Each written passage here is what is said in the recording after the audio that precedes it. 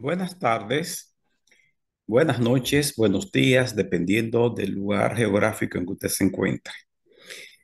Hoy vamos a tratar otro tema muy candente. Me han pedido mi opinión respecto al divorcio y al recasamiento. Es un tema que lleva muchas discusiones, donde cada uno de nosotros, desgraciadamente, no analizamos los textos bíblicos tal como están, sino que lo hacemos con nuestros prejuicios, lo hacemos también, pues, no solamente con nuestros prejuicios, sino también con los dogmas, con las doctrinas que las iglesias nos han enseñado. Y muchas veces, como pasa con una de las grandes desgracias que hay en el creyente, es el espíritu dogmático, por un lado, y por otro lado, el interpretar las escrituras desde el punto de vista literal. Cuando sabemos que el 80% de las escrituras es más bien literatura con una serie de figuras literarias importantísimas. No es raro encontrar en la Biblia fábulas, metáforas, hipérboles, parábolas, poesías, novelas, cuentos, símiles, personificación. ¿Y qué hablar de los números? Si el más del 90% de los números también en la Biblia son simbólicos. Entonces, es difícil cuando gran parte de la Biblia es simbólica, usted interpretarlo de manera literal. Recuerdo en una ocasión un caso de un paciente nuestro que siempre iba enfermo, iba y no le encontraba ningún tipo de problema orgánico al paciente, lo que me hizo pensar que podía tener un problema psicosomático. Entonces le hice una cita para en la tarde, en un momento que yo estuviera sola, no tuviera mucha presión de pacientes.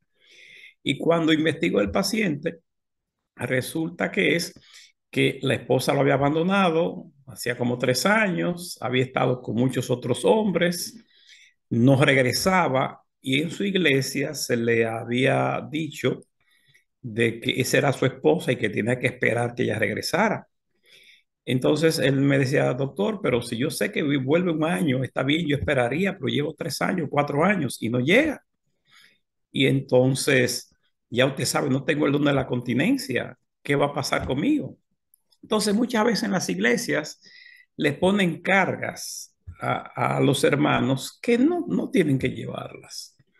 Yo a ese paciente le dije, bueno, usted tiene una situación difícil, usted sin el don de la continencia, usted o va a tener que buscar o tener relaciones por ahí extra, o tendrá que masturbarse, utilizar otro tipo de mecanismo para poder saciarse, una realidad suya. Entonces, en esas circunstancias, usted tampoco va a poder llevar una vida espiritual tranquila. Por lo tanto, mi recomendación es que se vaya a otra iglesia donde no exista ese yugo, donde no existe esa carga tan pesada de que usted tenga que esperar si algún día llega o no regresa su mujer.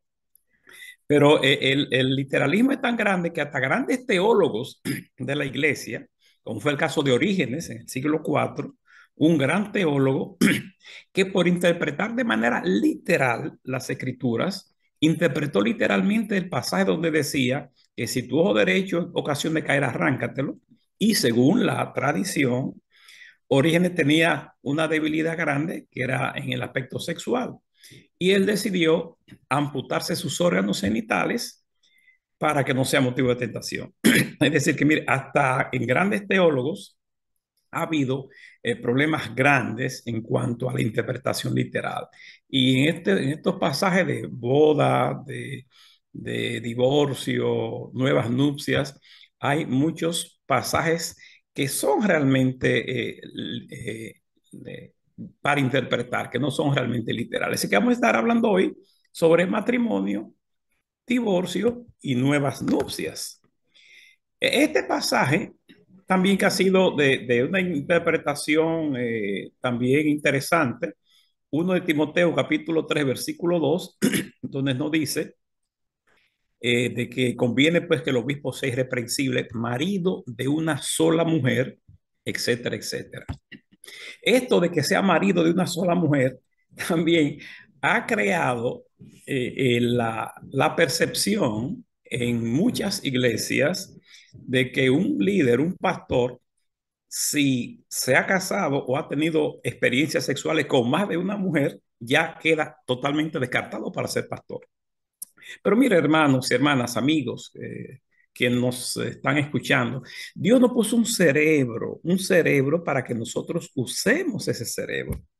Entonces, si usted analiza fríamente el concepto, entonces en muchas iglesias llega uno que fue asesino, que fue ladrón, que fue atracador y se convirtió, dejó su mala vida y aceptó a Cristo y ahora lo cuenta como testimonio siendo pastor. ¿Cuántos pastores pues tuvieron una vida pasada desenfrenada? Entonces son aceptados como pastores. Entonces esta misma gente, a alguien que en su vida pasada pudo haber tenido varias mujeres, borrachón, bebedor, mujeriego, lo que sea, y que han aceptado al Señor, ahora no pueden ser pastor. No pueden ser pastor porque, o sea, que es ese pecado imperdonable. Si ellos entienden que es un pecado eso de haber tenido más de una mujer, entonces ese pecado es imperdonable. Y en la Biblia solamente nos habla de un solo pecado que dice que no es perdonable. Entonces, si analizamos fríamente, si usted es nueva criatura, ¿cómo es posible? Si el uno está en Cristo, nueva criatura es, las cosas viejas pasaron, aquí todas son hechas nuevas. Entonces, quieren limitar a que alguien, porque haya tenido varias mujeres en el pasado, varias esposas, lo que sea, ahora no puede ser pastor, es una forma muy arbitraria y muy pobre de interpretación de este pasaje en función de que si usted no conoce el contexto histórico, cultural, de cómo eran las parejas, cómo eran la forma de familia durante en el Medio Oriente, durante los tiempos bíblicos, no puede llegar a una interpretación sana, coherente, una interpretación imparcial sobre este pasaje bíblico. Vamos a hacer un pequeño repaso. Todos sabemos que en la sociedad oriental el hombre, había dos formas de familia.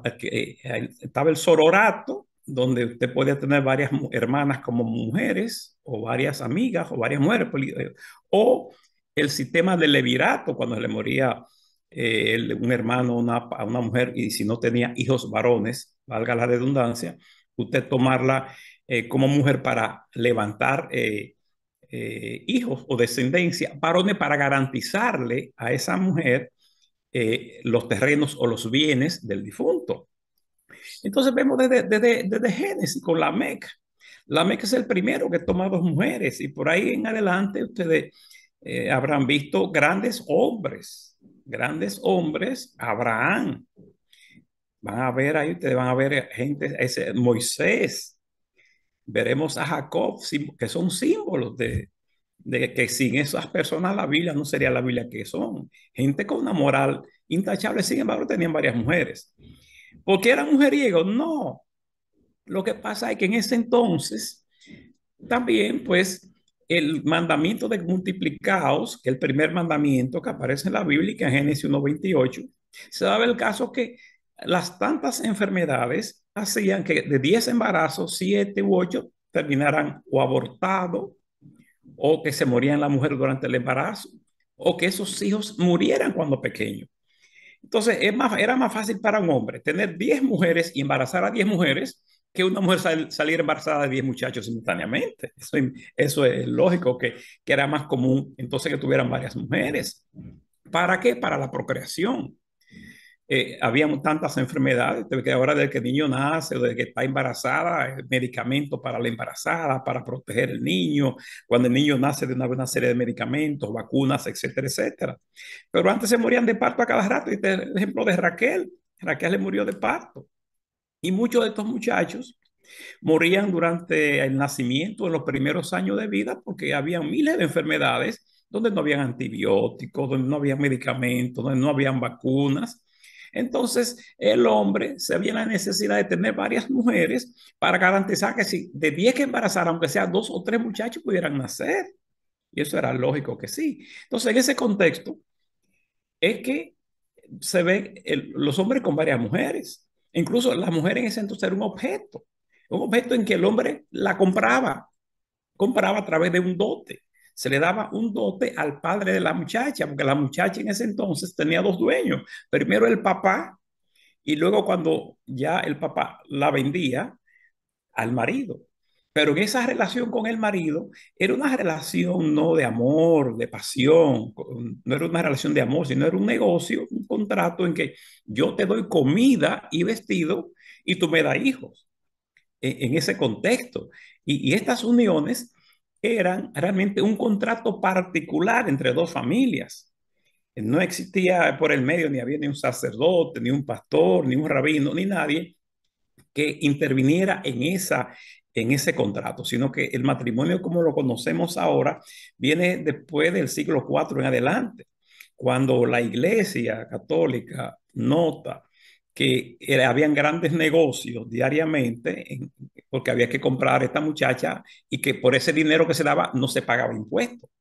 Y una forma de regularizar los impuestos fue entonces que se convertirían en nulo cualquier unión en que no estuviera participando un representante de la iglesia o un representante legal. Claro, lo enmascararon también después como que para normalizar las herencias y eso ya está bien, esa otra parte, pero el motivo principal del matrimonio como lo conocemos ahora viene por origen económico para pagar impuestos. Bueno, pero nada, era normal que el hombre tuviera varias mujeres, todas las mujeres que pudiera tener.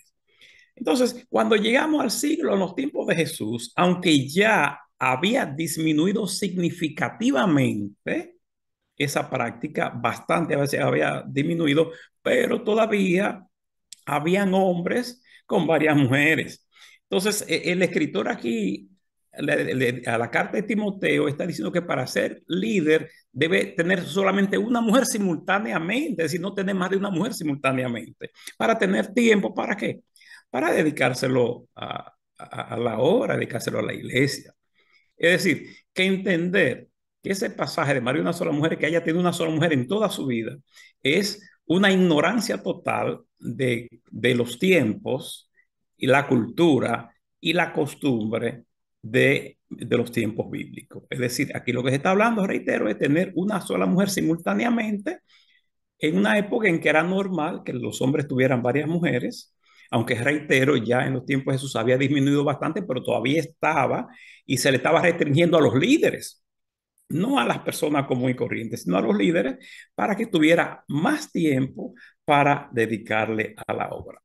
Pues nada, siguiendo para poder entrar en detalles importantes sobre los divorcios y eso, vamos a ver el matrimonio en la Biblia. Ya dijimos que Lamec tomó 2 mujeres para sí en Génesis 4:19. Vemos un gran, en uno de Samuel 1:2, que el Cana tenía 2 mujeres. Ustedes tanto se predica sobre Ana y sobre Penina, 2 mujeres viviendo ahí.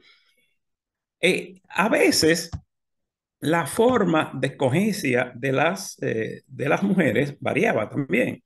Si el hombre ya era independiente, él era el que determinaba y hablaba con el papá de la muchacha para adquirir una muchacha para él o hasta apartarla. Apártame esta muchacha hasta que yo consiga el dinero para yo entonces hacerme cargo de ella. Dirá usted, ¿por qué se compraba? Bueno, se compraba por algo que en este entonces resulta extraño, pero para esa época no. Esa muchacha en esa casa cuidaba a los otros muchachos, esa muchacha lavaba, esa muchacha cocinaba, esa muchacha hacía limpieza, entonces había que resarcir o indemnizar a esa familia porque ahora esa muchacha se va con otro hombre que no es su papá ni su familia, entonces hay que recompensar económicamente a esa familia. Ahora, si el muchacho no tenía recursos económicos suficientes, entonces lo pagaba con trabajo, como fue el caso, por ejemplo, que tanto conocemos de Jacob.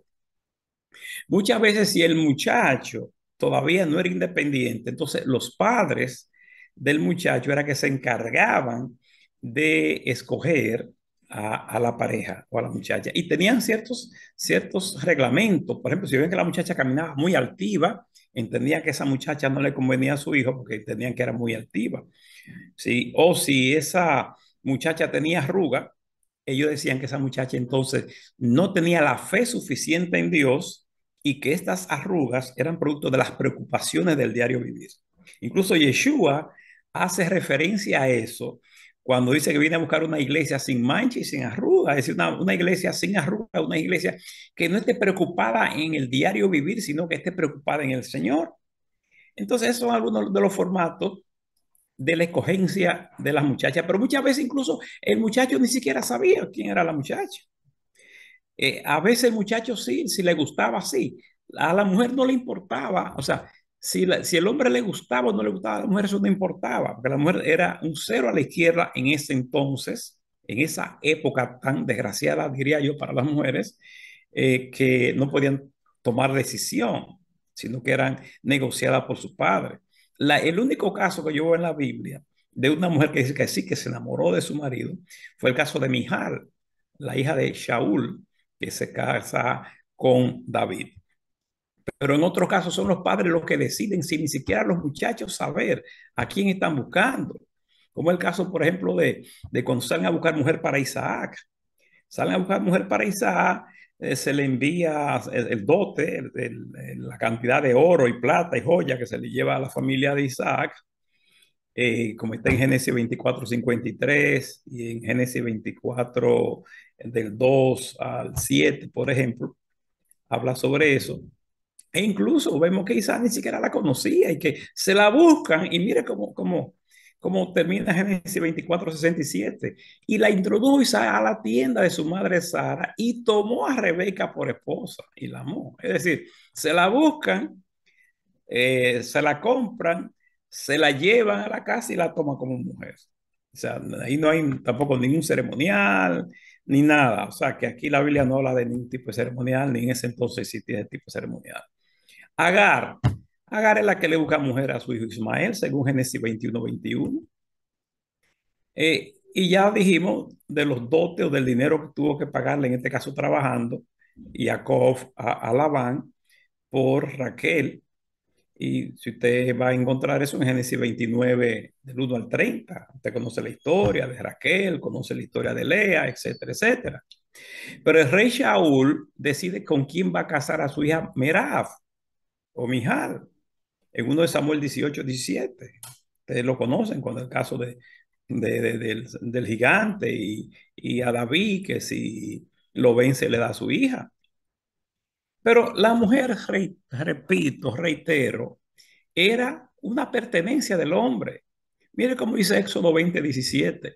No codiciarás la casa de tu prójimo, no codiciarás la mujer de tu prójimo, ni su siervo, ni su criada, ni su buey. Es decir, que pone a la mujer al nivel del buey, del burro y de las demás cosas o pertenencia del hombre. Éxodo 20:17. Efesios 5:33. Mire lo que nos dice ya mucho más reciente que el otro pasaje. Efesios 5:33. Por lo demás, cada uno de ustedes ame también a su mujer como a sí mismo. Y la mujer que ame al marido, respete a su marido. Es decir, que la mujer ame o no ame al marido, en ese entonces todavía no importaba, sino que respetara al marido, porque la mujer, reitero, no importaba sus sentimientos, era todavía, reitero y reitero, un objeto que el hombre compraba con dinero o con trabajo. Repito lo que dije hace un ratito, otra forma en que los hijos, los padres cogían a la compañera de su hija con algunos parámetros como Isaías 3:16, donde dice así mismo, dice Yahvé, por cuanto las hijas de Sión se ensorbebecen y andan con el cuello erguido y ojos coquetos, cuando andan, van danzando y haciendo son con los pies. Este tipo de mujer entendían los padres que no le convenía a sus hijos porque eran mujeres pues altivas. Así es que, y entonces repito, en Efesios 5:27 Jesús hace una comparación con la boda judía y la iglesia, de buscar una iglesia que no tuviera mancha ni arruga, porque como repito, una muchacha tuviera arruga, ya se consideraba que era por las preocupaciones, y si tenía preocupaciones era porque no confiaba en Yahvé. También sabemos que el matrimonio en esos tiempos tenían dos etapas diferentes y que entre una etapa y otra etapa podía pasar mucho tiempo. E incluso tenemos casos como el de la mujer samaritana, que se ha hecho una mala interpretación de esta pobre mujer, que se ha hablado de que prostituta sin que realmente lo fuera, y de las muertes de sus maridos por muchas razones que se daban en ese entonces. Claro, hay tres líneas de interpretación sobre la mujer samaritana: la literal, que es la que menos posibilidad ti; la de que fueran maridos espirituales de acuerdo a la repoblación de Samaria en el libro de Reyes; o esta de la ley del levirato, en que entre la mujer cuando hace el negocio o hace el contrato, y el hombre se va, que es la primera parte del matrimonio, se va para preparar morada o preparar casa, pasaban meses o a veces hasta años para venir a buscar su muchacha. Incluso se hacía un ceremonial de que decía el muchacho cuando ya se iba: confía en Dios, confía en mí, en la casa de mi padre muchas moradas hay. Si así no fuera, yo hubiera dicho: voy a preparar morada para donde yo estoy, tú estés. Que Jesús incluso hace también una comparación entre esta boda judía y la iglesia, y el regreso o la venida de Cristo. Hace una comparación. Entonces se va a trabajar para hacer un anexo en la casa de su papá para llevarse a su mujer a ese lugar. O durante ese tiempo, ¿qué podía pasar? Que se muriera el marido, que una fiera lo matara, que las infecciones andaban por doquier. Recuerden que no había agua, el agua purificada, no había agua de botellones. Cualquier agua de cualquier río mataba a cualquiera: la malaria, fiebre tifoidea y cuantas mil enfermedades.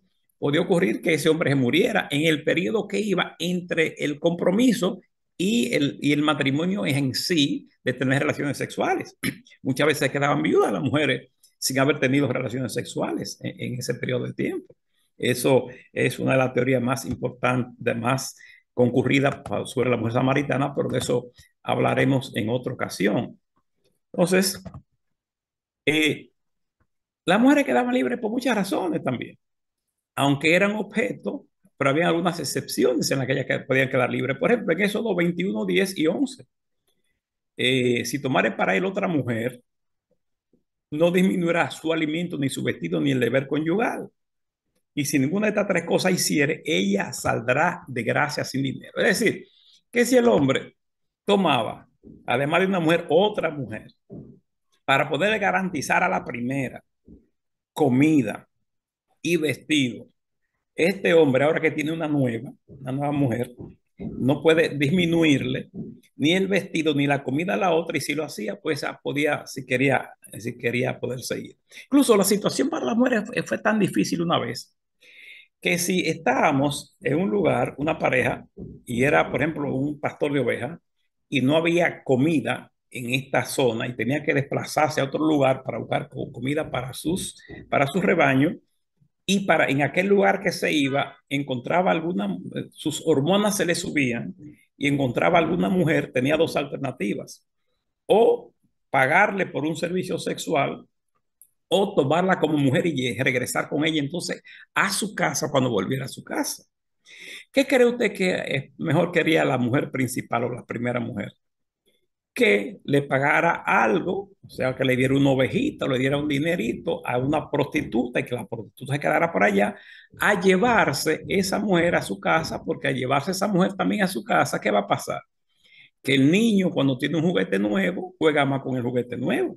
Entonces era una desgracia incluso para la primera mujer que tuviera otra mujer con ella y también, y que entonces le esté pues disfrutando más que la otra. Y era el caso de Penina, como se burlaba también de Ana, aunque en este caso sabemos que por el problema de la esterilidad. Pues siguiendo el caso, esta mujer podía quedar libre, o sea, una forma de divorcio, si él disminuía la comida o el vestido. Este pasaje, que ha sido mal interpretado, especialmente el último versículo, de Deuteronomio 24, del 1 al 4, cuando dice: cuando alguno tomare mujer y se casare con ella, y si no le agradare por haber hallado en ella alguna cosa indecente, le escribirá carta de divorcio y se la entregará en su mano y la despedirá de su casa. Y salida de su casa podrá ir y casarse con otro hombre. Pero si la aborreciere este último y le escribiere carta de divorcio y se la entregara en su mano y la despidiere de su casa, o si hubiere muerto el postrer hombre que la tomó por mujer, no podrá su primer marido que la despidió volverla a tomar para que sea su mujer después que fue envilecida, porque es abominación delante de Yahvé y no ha de pervertir la tierra que Yahweh tu Dios te da por libertad. Es decir, que en Deuteronomio 24:4 hacen todo lo contrario a lo que hacen muchas iglesias en la actualidad, que dice que esa es su mujer. Es todo lo contrario, dice que si ya se fue, no la puede volver a tomar como mujer, porque está envileciendo el territorio de Yahvé. Sin embargo, muchas iglesias lo que hacen es que sí, que esa es tu mujer, aunque tenga 50 hombres por allá, cuando vuelva es tu mujer. Y Deuteronomio 24:4 nos dice todo lo contrario a eso, a esa forma de interpretación eh, que hacen algunos hermanos en algunas iglesias.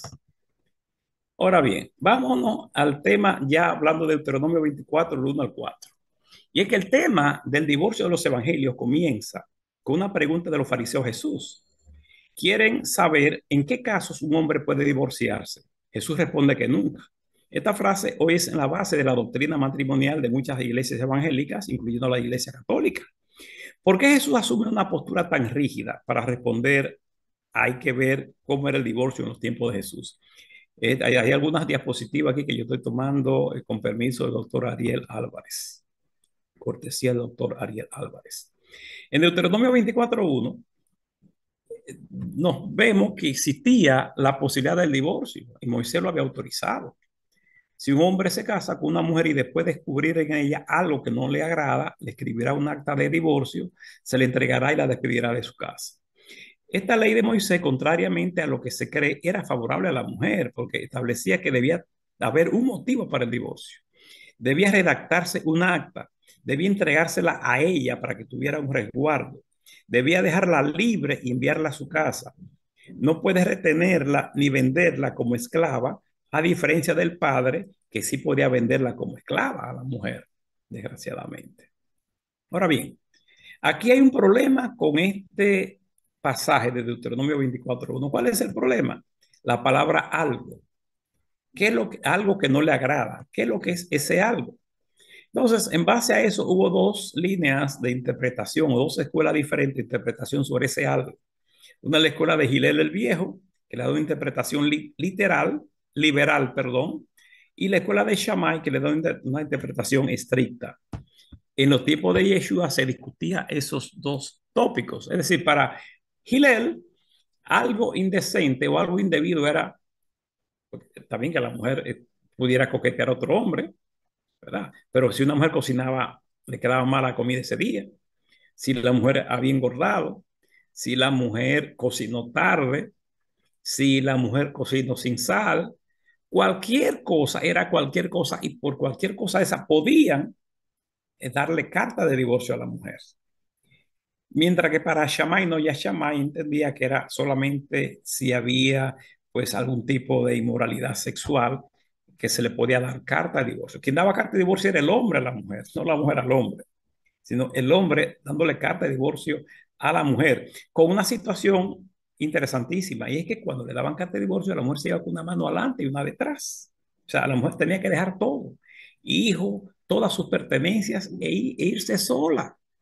Irse o para donde sus padres si estaban vivos todavía, o tenían que irse a ser prostituta o a vivir de la caridad. Imagínense la situación tan difícil que era para una mujer el que un hombre le fuera a dar carta de divorcio. Y en ese contexto es que entonces pasa esto. Estas dos escuelas de pensamiento. Okay. Entonces, la pregunta de los fariseos tiene que ver con esta discusión específicamente. Y esto lo vamos a encontrar en Mateo 19, donde en adelante, donde dice Mateo 19:13 en adelante. Y se acercaron a él algunos fariseos para probarle diciendo, ¿Es lícito un hombre divorciarse de su mujer por cualquier motivo? Y respondió Jesús, dijo, ¿no habéis leído que aquel que los creó desde el principio los hizo varón y hembra? Y añadió, por esta razón el hombre dejará a su padre y a su madre y se unirá a su mujer y los dos serán una sola carne. Por consiguiente, ya no son dos, sino una sola carne. Por tanto, lo que Dios ha unido, ningún hombre lo separe. Ellos le dijeron, entonces, ¿por qué mandó Moshe darle carta de divorcio y repudiarla? Él les dijo, por la dureza de vuestro corazón, Moisés os permitió divorciaros de vuestras mujeres, pero no ha sido así desde el principio. Y yo les digo que cualquiera que se divorcie de su mujer, a excepción de infidelidad y se case con otra, comete adulterio. Los discípulos le dijeron, si es así la relación del hombre con su mujer, no conviene casarse, etcétera, etcétera. Bueno, este pasaje lo conocemos muy bien. Eh, para muchos exegetas dicen que aquí Jesús lo que está dando un consejo. Buscan salvar la dureza de su palabra, que es muy estricto en cuanto a la forma que limita el divorcio. Realmente, entre Gilel, que es liberal, y Shammai, que hace una interpretación estricta, Jesús se coloca en una postura todavía mucho más radical de no divorciarse, nos plantea Jesús. Entonces, se plantean pues algunas posturas de suavizar, pero realmente todos los exegetas modernos entienden que Jesús dijo realmente eso, lo que realmente dice ahí. Ahora bien, eh, esta parte en ese entonces, el matrimonio en los tiempos de Jesús, a una edad temprana, la niña a los 13 años, el varón a los 17, era obligatorio casarse, porque la gente moría a los 50 o 60 años y quizás querían llegar a alcanzar a ver sus nietos, aunque sea. El celibato estaba mal visto en ese entonces, era considerado algo vergonzoso, porque violaba el primer mandamiento de Dios, el de Génesis 1:28, como dije hace un rato, que dijo, sean fecundos, multiplíquense, llenen la tierra y sometanla. Es decir, que entonces el ser celibato, el ser célibe, el ser soltero, era mal visto en ese entonces. Por lo tanto, era obligatorio prácticamente el casarse. Así lo afirmaban algunos rabinos del siglo I. Por ejemplo, hubo rabinos que decían que Dios observa al hombre para ver si se casa y si a los 20 años no lo ha hecho, lo maldice, decían algunos rabinos. Otros rabinos, como Rabí Eliezer ben Hircano, en el año 120 después de Cristo, decía que el que no se ocupa de la procreación es como uno que derrama sangre. Y en el Talmud nos dice que un hombre sin mujer es solo medio hombre. Es decir, este otro, siete cosas condena el cielo. La primera es que el hombre no tenga mujer. Por lo tanto, en los tiempos de Jesús, el matrimonio era algo prácticamente obligatorio y era muchas veces arreglado por los padres. Como ya dije hace un rato y sintetizando, pongo el ejemplo de Abraham que arregla el matrimonio de Isaac en Génesis 24, Agar que busca una mujer para su hijo Ismael en Génesis 21:21, el rey Saúl que elige con quién casar a Merab, uno de Samuel 18:17, y que era un acuerdo desfavorable para la mujer, porque la mujer se veía como una pertenencia o propiedad de su marido, donde aquí en Éxodo 20:17 nos dice que no codiciarás la casa de tu prójimo, ni su mujer, ni su esclavo, ni su esclava, etcétera, etcétera, etcétera. Es decir, la mujer está en un nivel de las cosas o de las pertenencias del hombre. El hombre podía tener varias mujeres, la mujer solo un hombre. Éxodo 21:10 nos dice, si un hombre toma para sí otra mujer, no le disminuirá la primera la comida, ni el vestido, ni los derechos conyugales. O sea, puede tomar varias mujeres. El hombre podía acostarse con otras mujeres y no cometía adulterio, pero si la mujer lo hacía, era apedreada. El hombre podía divorciarse y la mujer no. No sé si me están entendiendo, si están viendo la gran disparidad, la gran desventaja que había entre el hombre y la mujer. Por lo tanto, no tenía forma de manutención. O sea, el divorcio dejaba a la mujer desprotegida completamente. No tenía forma de manutención. La mujer se iba con una mano adelante y una atrás, diríamos nosotros los dominicanos. Ningún hombre quería tomarla. ya una que había sido repudiada por su primer marido. Debía regresar a casa de sus padres si es que vivían y podían mantenerla. O si no, tenían dos alternativas, o vivir de la caridad o meterse a la prostitución. Oiga, la situación tan difícil que estaban las mujeres en el tiempo de Jesús. En ese contexto jurídico y social se entiende la prohibición del divorcio hecha por Jesús. ¿Prohíbe el divorcio para qué? Para garantizarle a estas pobres mujeres comida y vestido, que no se murieran de hambre, porque si el hombre le daba carta de divorcio, entonces ellas se iban a morir de hambre o de la caridad o iban a tener que ser prostitutas. Entonces eso viene a garantizarle esta parte a las mujeres. O sea, por eso Jesús implanta lo de condiciones muy estrictas, o sea, prácticamente anular el divorcio, oponerse al divorcio. ¿Para qué? Para defender a la mujer de que no se muera de hambre. O sea, que eso fue lo que hizo, ponerse como de parte del más desprotegido y vulnerable que era la mujer. Ahora, a este pasaje vinieron adaptaciones posteriores al pasaje de Mateo. La prohibición de Jesús del divorcio fue terminante, sobre todo porque Jesús decía que el reino venía ya pronto y no había tiempo de estarse divorciando y volviéndose a casar. Sin embargo, años más tarde, esa postura de Jesús fue suavizada en la Biblia, porque las circunstancias sociales cambiaron. La encontramos en el Nuevo Testamento en cuatro versiones diferentes. Por ejemplo, miren, en 1 Corintios 7, 12 al 15, ya hay una situación en que hay creyentes que están viviendo con no creyentes. Ya Jesús no está. Ahora Pablo tiene este problema de resolver qué hacer con este caso. Y aquí usted conoce bien aquí lo de 1 Corintios 7, 12 al 15, que por lo demás digo yo, no el Señor, que si un hermano tiene una mujer que no es creyente, ella consiente en vivir con él, no la abandone. Y la mujer cuyo marido no es creyente y él consiente en vivir con ella, no la abandone a su marido. Porque el marido que no es creyente es santificado por medio de su mujer. Y la mujer que no es creyente es santificada por medio de su marido creyente. De otra manera, vuestros hijos serían inmundos, mas ahora son santos. Sin embargo, si el que no es creyente se separa, entiende separar, divorciarse, que se separe.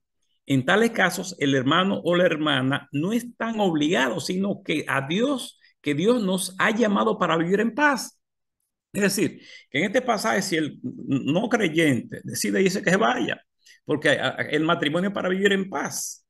Dios nos ha llamado a vivir en paz y si no hay paz, pues entonces no hay matrimonio. Nos está diciendo prácticamente. O sea que aquí ya en la carta a los Corintios se suaviza el asunto. Ya hay otro motivo de divorcio, que es cuando hay creencias diferentes. Mateo 19:7 que se escribe, lo anterior fue escrito en los años 53, se escribió la carta primera a los Corintios. Ahora, esta carta, perdón, esta carta no, este Evangelio de Mateo, que sabemos que fue en los años 80, Mateo 19:7 en adelante dice, ellos le dijeron, entonces, ¿por qué mandó Moisés darle carta de divorcio y repudiarla? Él les dijo, por la dureza de vuestro corazón, Moisés os permitió divorciarse de vuestras mujeres, pero no ha sido así desde el principio. Y yo le digo que cualquiera que se divorcie de su mujer, a excepción de inmoralidad sexual, y se casa con otra, comete adulterio. Ahora, aquí vemos entonces que en Mateo hay una excepción. La excepción para el divorcio es que haya inmoralidad sexual. Según estudios que se han hecho, se entiende, se ha llegado a la conclusión de que en la comunidad de Mateo, posiblemente en Antioquía, había muchos problemas de inmoralidades sexuales, especialmente ya en ese entonces estaba prohibido casarse familiares muy cercanos, pero habían familiares muy cercanos que también se casaban. Entonces, cualquier tipo de inmoralidad sexual, lo que aparece con el término de porneia, de porneia, eh, esta se ve que hay varias razones de inmoralidad sexual o porneia, como adulterio, incesto, prostitución, vida disipada, coqueteo con otros hombres, etcétera, se estaba dando en la comunidad de Mateo. Entonces, ahí se pone en boca de Jesús el que ponga la excepción de que a causa de algún tipo de inmoralidad sexual. Ahora, ¿qué adaptación le hace Marcos? El Evangelio de Marcos es escrito en los años 70. Si vemos a Marcos capítulo 10, en adelante dice, y se le acercaron algunos fariseos y para ponerle a prueba le preguntaban si era lícito un hombre divorciarse de su mujer. Y respondiendo él les dijo, ¿qué os mandó Moisés? Y ellos dijeron, Moisés permitió al hombre escribir carta de divorcio y repudiarla. Pero Yeshua les dijo, por la dureza de vuestro corazón le escribió este mandamiento. Pero desde el principio de la creación Dios los hizo varón y hembra. Por esta razón el hombre dejará a su padre y a su madre y los dos serán una sola carne. Por consiguiente, ya no son dos, sino una sola carne. Por tanto, lo que Dios ha unido, ningún hombre lo separe. Y ya en la casa, o sea, cuando llegan a la casa, entonces los discípulos le preguntan nuevamente a Jesús sobre el tema.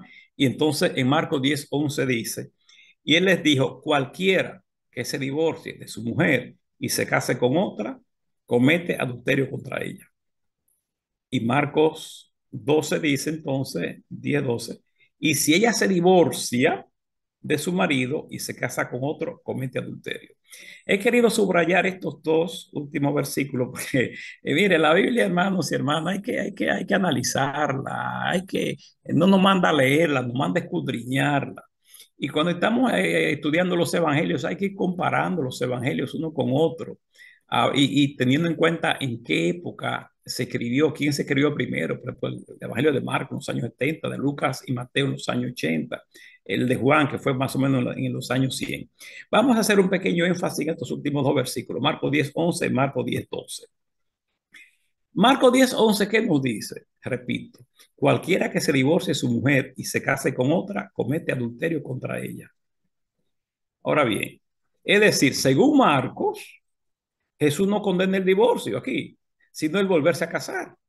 Es lo que dice, cualquiera que se divorcie de su mujer, no hay problema con divorciarse, y se case con otra, comete adulterio. Es decir, que mientras Mateo prohíbe el divorcio, ahora Marco no prohíbe el divorcio, de acuerdo a Marco 10:11, sino lo que condena a él, el volverse a casar. Han puesto en la boca de Jesús que Jesús dijo esto, realmente Jesús no dijo eso. Jesús no dijo eso. ¿Por qué? Por algo muy sencillo, porque hay que leer la Biblia, hay que estudiarla, hay que analizarla. Vamos a ver más tarde. Mire, porque resulta que eh, el versículo 12, y si ella se divorcia de su marido, se casa con otro, comete adulterio. ¿Por qué? Ese versículo, Marcos 10:12, y si ella se divorcia de su marido y se casa con otro, comete adulterio, no es posible que Jesús haya dicho eso. Marco escribe a quién? Marco está escribiendo una comunidad romana y en Roma las mujeres gozaban de independencia económica. No dependían 100% del hombre, razón por lo que no había que protegerla con el impedimento del divorcio. Es decir, que en Judea, Jesús sí pudo haber dicho eso porque las mujeres de Judea no se podían divorciar, dependían del hombre. Pero Marcos se escribe en Roma, donde el derecho romano le permitía a las mujeres tomar la iniciativa del divorcio. Como Marcos vive en una comunidad que las circunstancias son diferentes, pone en boca de Jesús el que la mujer tome la iniciativa de divorciarse. Pero usted analiza el contexto cultural histórico, en Roma las mujeres podían divorciarse porque daban de independencia económica, pero la de Judea no. Por lo tanto, no es posible que eso haya dicho eso, sino que esto fue dicho en un contexto de un evangelio escrito para romanos, no como el libro de Mateo escrito para judíos. No sé si están analizando de manera imparcial lo que estamos exponiendo hasta ahora, sin ningún tipo de dogma, sin ningún tipo de prejuicio. Tercera adaptación, la hace Lucas en los años 80. Lucas 16:18 dice, todo el que se divorcia de su mujer y se casa con otra, comete adulterio. Y el que se casa con la que está divorciada del marido, comete adulterio. Ahora aquí, el autor de Lucas pone en boca de Jesús decir que prohíbe a un soltero casarse con una divorciada. Y el que se casa con la que está divorciada del marido comete adulterio. Aquí entonces, repito, Lucas, en Lucas 16, 18, pone en boca de Jesús el prohibir el que un soltero se case con una divorciada. Ahora, ¿por qué Lucas en los años 80 dice esto? Toma como referencia a Levítico 21:7. Adapta Levítico 21:7 a su comunidad, que le está escribiendo su comunidad, que entiende que es una comunidad santa. En Levítico 21:7 dice, no tomará mujer que hayan sido profanada como ramera, ni tomará mujer divorciada de su marido, porque el sacerdote es santo a su Dios.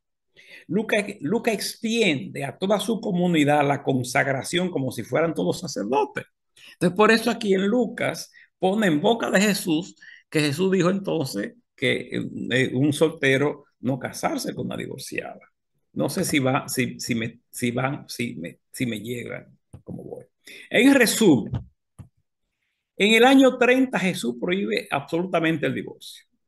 En el año 50 Pablo permite el divorcio en caso de que un cónyuge se convierta al cristianismo y el otro no. En el año 80 Mateo permite el divorcio en caso de inmoralidad sexual. En el año 70 también Marcos permite siempre el divorcio, solo prohíbe que el divorciado vuelva a casarse. En el año 80 Lucas prohíbe que incluso el soltero se case con una divorciada. Cortesía doctor Ariel Álvarez, estas diapositivas con permiso de él hemos reproducido. En conclusión, ni la Biblia, ni la tradición, ni los primeros 1000 años de la historia de la iglesia avalan la doctrina de que el matrimonio debe ser hasta que la muerte los separe. Es cierto que Jesús histórico prohibió el divorcio, eso es cierto. Hoy la iglesia debe preguntarse, ¿aquella prohibición tiene vigencia? Actualmente desaparecieron las razones de aquella prohibición. Jesús mismo le dio, vamos a decir, compartió con la samaritana, que era una divorciada. ¿Mm? Si Pablo, Mateo, Marcos y Lucas pudieron adaptarlo, también puede hacerlo actualmente la iglesia. ¿Qué opinaron los padres de los primeros siglos sobre el divorcio? Los padres apostólicos, los padres dogmáticos, los padres apologistas. Algunos lo rechazaron absolutamente, pero muchos, basándose en Mateo, lo aceptaron en caso de adulterio, como Hilario de Poitiers, Basilio Magno, Juan Crisóstomo, San Agustín, etcétera, etcétera. Otros escritores eclesiásticos también, basándose en Mateo, apoyaron el divorcio en caso de inmoralidad sexual, como Orígenes, Avito, Víctor de Antioquía, etcétera. Muchos concilios de la iglesia tomaron decisiones diferentes sobre el divorcio, los concilios de la iglesia católica, por ejemplo, en el de Arles de Francia, el año 314, en caso de adulterio, en Francia en el año 461, en caso de adulterio también, en el concilio de Agda, en Francia, en el año 506, también en caso de adulterio, en Hereford, Inglaterra, en el año 673, si un esclavo es liberado, eh, en caso de adulterio, etcétera, etcétera. Otros concilios, también si una mujer intentaba matar a su marido, si un hombre tiene relaciones sexuales con su hija, la esposa podía divorciarse. Si un hombre debe viajar por trabajo y su esposa no quiere acompañarlo, esos eran diferentes concilios que tomaron diferentes tipos de decisiones en la iglesia en diferentes épocas. Los hermanos Papa, por ejemplo, Inocencio V, permitía el divorcio en caso de adulterio, Gregorio II en caso de enfermedad grave del cónyuge, Celestino III en el siglo XII en caso de que el cónyuge abandonara la fe. Estos pues permitían el divorcio. Ahora, como reflexión final sobre este tema, hemos visto en lo que hemos expuesto hasta ahora que la mujer era un objeto de pertenencia al hombre, que no existía el matrimonio por relación, que no era por amor, sino un negocio en que yo te doy comida y vestido y tú me das hijos. Si no me da hijos, te puedo despachar. Por cualquier circunstancia veíamos ahí en Deuteronomio 24 que las mujeres estaban desesperadas, ansiosas, ¿Con qué va a venir el hombre hoy? ¿Me va a dar carta de divorcio porque cociné mal? ¿Me va a dar carta de divorcio porque la comida se me quemó? Entonces la mujer vivía en una situación de desesperanza, vivían desesperada porque sabía que si la despachaban, se iban con una mano adelante y una atrás, no se iban con nada en la mano. Era a morirse que iban, o a meterse a la prostitución, o a vivir de la caridad pública, o quizás si su papá o su mamá estaban vivos, volver a la casa de sus padres. Entonces, cuando Jesús llega en esa circunstancia, por eso es importante que estudiemos la Biblia de acuerdo a la característica socioeconómica de la época. ¿Qué estaba pasando en el momento? Porque dijo José Ortega, dice, yo soy yo más mis circunstancias. Usted actúa dependiendo de las circunstancias en las que usted está viviendo. Dependiendo. Entonces Jesús llega en un momento en que la mujer está desesperada, está angustiada, porque en cualquier momento la van a despedir y no sabe si se van a morir. Entonces, ¿qué hace Jesús? Bueno, para garantizarle a las mujeres comida y vestido, como el negocio fue, te doy comida y vestido, pues entonces tú no la puedes despedir, ya no la puedes despedir, no puedes divorciarte de ella para garantizarle a esa mujer comida y techo. Ahora, ¿pasa eso en la actualidad?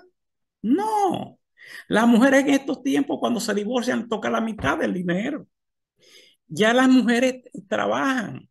Hay más mujeres profesionales que hombres. Hay más mujeres en lugares de eminencia que hombres en estos tiempos. Ya son muchos los hombres que deciden no divorciarse por no dividir los recursos económicos.